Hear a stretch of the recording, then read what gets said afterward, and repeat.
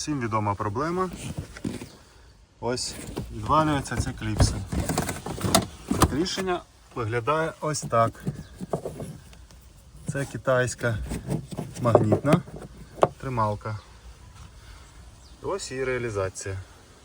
Тепер покажу, як це зробити. Всіх вітаю на каналі Street Car Mechanic. Сьогодні будемо ремонтувати кліпси тримача ременя.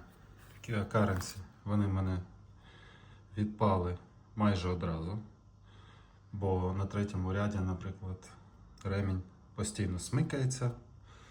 Ось, і відвалюється кліпса, скажімо так, тримача ременя. Сьогодні вам покажу, як це можна пофіксати.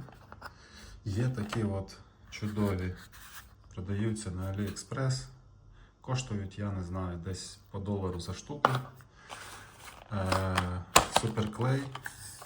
Ці кліпси йдуть одразу з двостороннім скотчем, можна спробувати на нього приліпити, але все одно лишиться отвір для попередньої кліпси. Це буде не дуже красиво. І щоб це все сховати, нам треба взяти зворотню частину підломленої кліпси, зачистити її, зачистити поверхню китайської кліпси, але дуже надійної. Бачите, який товстий пластик тут, плюс магнітики є для тримання металевої частини ременя.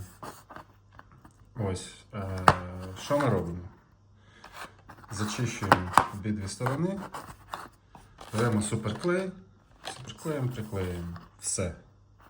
Тут у нас всі кріплення вже є, вставляємо в машину, защелкуємо і все. У нас нічого не видно. Все виглядає як заводське. Ось вам лайфхак. Дякую, ставте лайк, підписуйтесь на канал.